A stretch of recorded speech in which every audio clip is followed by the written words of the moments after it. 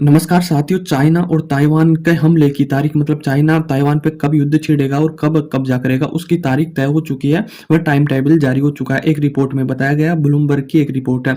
अब ये Bloomberg report बहुत बड़ी होती है क्योंकि ये अमेरिका की न्यूज एजेंसी है और इसकी रिपोर्टें कभी गलत नहीं होती है। बहुत मतलब 95% तक सही होती है इसकी रिपोर्ट। तो इन्होंने ये बताया इस रिपोर्ट में कि जो चाइना और ताइवान पे हमला करेगा ना, चीन ताइवान पे कब्जाने के लिए कि ये हमारा हिस्सा, तो वह 2027 से पहले पहले ये हमला कर देगा और ताइवान को अपने में मिला लेगा। यह है मतलब ब्लूमबर्ग की रिपोर्ट है। और जो चाइना ने टाइम टेबल जारी किया, चाइना की डेडलाइन ये है कि हम 2025 तक ताइवान पर पूरी तरीके से कब्जा कर लेंगे और अपने आप में मिला लेंगे। और ये चाइना बहुत पहले से बोल रहा है कि 2025 के अंत तक तो ताइवान हमारा हिस्सा होगा। और ये ब्लूमबर्ग की रिपोर्ट है, ये तो 2027 तक जा चुकी है कि 2027 से पहले हम अपने में मिला लेंगे। अब चाइना तो पहले ही बोल रहा है कि 2025 में ही मिला लेंगे। इसके लिए चाइना बहुत बड़ी स्केल पे तैयारियां भी कर रहा और वह ग्राउंड पे दिख भी रही है कि जो चाइना ने बोला ना 2025 में हम मतलब ताइवान को अपने में मिला लेंगे, तो उसके लिए तैयारियां बहुत बड़ी है। और उसमें वो परमाणु निर्यात कर रहा है, लगातार बड़े बड़े हथियारों का जमाव कर रहा है। चाइना अपने शस्त्रागार जो डिफेंस की होते हैं ना, वह तैयार कर रहा है। अब देखो, डिफेंस का तैयार करने से मतलब ये थोड़ी है भाई ताइवान पे करेंगे। वो तो सारे देश ही करते हैं, अपने शस्त्र को बढ़ाते हैं, हथियारों को बढ़ाते हैं। जो हथियार खाना होता है उसमें बड़े बड़े शस्त्र रखते हैं ताकि कोई हमला ना कर दे। तो चाइना का इतना वो क्या है, आप चाइना की तैयारी देखकर ये कैसे आइडिया लगा सकते हो कि ताइवान पर ये हमला करेगा, इसीलिए ये अपने हथियारों को बढ़ा रहा है। मैं इसलिए बोल रहा हूँ कि जो चाइना है ना, द्वितीय विश्व युद्ध हुआ था उससे जब इतनी बड़ी मात्रा में हथियारों को जमा किया था, अपने हथियारों को लगातार बढ़ाया था। और चाइना वही काम अब कर रहा, मतलब पहले द्वितीय विश्व युद्ध में किया था, हथियारों को बढ़ाने इतने बड़े स्केल पे हथियार बढ़ा रहा था। और अब कर रहा है शायद जो ताइवान पे कब्जा करेगा ये। क्योंकि जो चाइना की डेडलाइन बोली थी ना 2025, कहीं ना कहीं वो नजदीक आ रही है। 2024 है तो मार्च निकल गया, तो कहीं ना कहीं वो आ रही है और वो चाइना में दिख भी रहा। चाइना क्या करता है कि कभी कभी अपनी फाइटर जेटों को ना ताइवान की जो वायुमंडल सीमा उसमें घुसा देता है या अंदर तक चले जाते। उसकी जहाज है, वो जहाज भी अंदर तक चले जाते हैं पानी की सीमा को तोड़ के।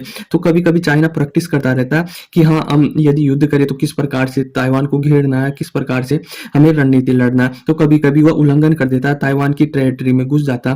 तो ये लगातार कोशिश कर रहा है कि हम मतलब ताइवान को हफ्ता लेंगे। अब देखो, हफ्ता लेंगे जब युद्ध होगा चाइना के और ताइवान के बीच में, क्योंकि युद्ध तो होगा, ये तो कन्फर्म है।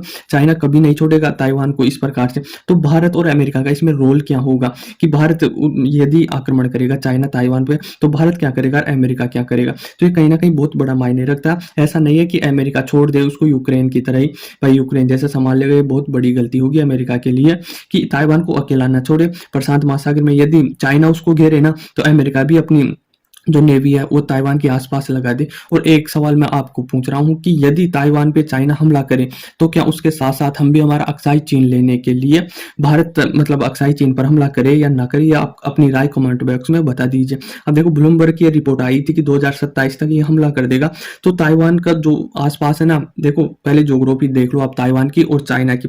ये चाइना का मेनलैंड है। अब इससे थोड़े आगे चलते ही ताइवान आता है, तो जमीनी सीमा तो जुड़ती नहीं है ताइवान से चाइना की, तो ग्राउंड लेवल पे तो लड़ाई हो नहीं सकती चाइना की। तो चाइना करेगा क्या कि अपनी नेवी को अधिक ताकतवर करेगा ताइवान से लड़ने के लिए। क्योंकि ग्राउंड से आप मान लो मिलिट्री जा रही है, उसके जो भी वो है मतलब जमीन पे चलने वाले हथियार, वह तो डायरेक्ट ताइवान में पहुंच नहीं सकते। वह जहाजों के माध्यम से ही वहां पर पहुंचाया जाएगा, क्योंकि बीच में जमीनी सीमा है नहीं, समुद्री सीमा है पूरी की पूरी। तो उसके लिए जहाजों की जरूरत पड़ेगी। तो इसके आसपास जो ताइवान के आसपास है और चाइना ने बढ़ा रहा मिलिट्री बेस है, उसके 340 जहाज उनके आसपास प्रशांत महासागर में लगा रखा चाइना ने कि कभी भी जरूरत पड़ सकती है। सबमरीन है जो चाइना को साइलेंट किलर कहा जाता, और सबसे ज्यादा सबमरीन चाइना के पास ही है विश्व में। तो इसको भी जरूरत पड़ेगी ताइवान को यदि युद्ध होगा तो, क्योंकि ग्राउंड लेवल पे लड़ नहीं सकते आप।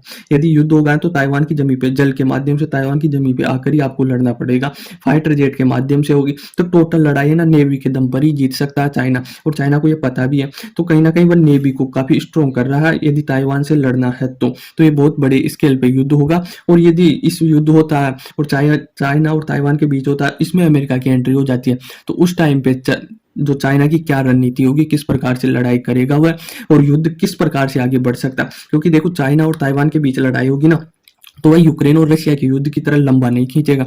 वह ज्यादा से ज्यादा 10 दिन या 20 दिन में होगा। या तो लड़ाई में चाइना जीत जाता है, ताइवान को अपने ओर कर लेता, मिला लेता, 10 या 20 दिन में होगा। और यदि अमेरिका की एंट्री हो जाती है उसमें और चाइना नहीं लड़ पाता तो कहीं ना कहीं वो ड्रॉप भी कर देगा। ऐसा नहीं है कि लड़े ही जाएगा कि हमारी है हम इसको लेकर रहेंगे, ऐसा नहीं होगा। 10 या 20 दिन में निर्णायक आ जाएगा कि कौन जीता कौन हारा, ले लिया मिला लिया ताइवान को या अमेरिका बीच में आ गया तो उसने वो कर दिया।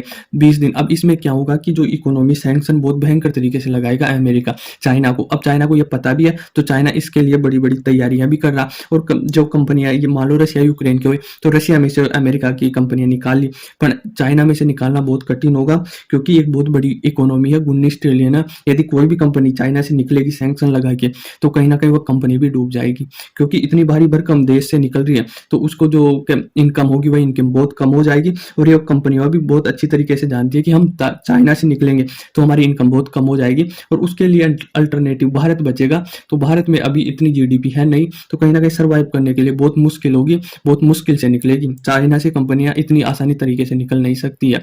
तो आप ये सोच रहे हो कि सरकार दबाव डालेगी, नहीं, सरकार कभी दबाव नहीं डालेगी। कंपनियां की इच्छा होगी ना और उनका इनकम मिलेगा, ऑप्शन मिलेगा, तभी वो चाइना से निकल पाएगी। इसीलिए लगातार अमेरिका भारत को मतलब एक अल्टरनेटिव बना रहा कि युद्ध तो होगा, सैंक्शन भी लगेंगे, पर सैंक्शन लगने के बाद ही कंपनियां जाएगी का तो वह सिर्फ भारत बचेगा। तो भारत को कहीं ना कहीं इस प्रकार से तैयार किया जा रहा।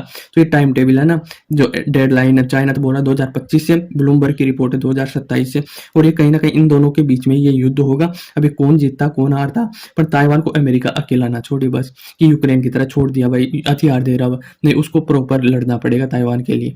आई होप आपको समझ में आया होगा। धन्यवाद।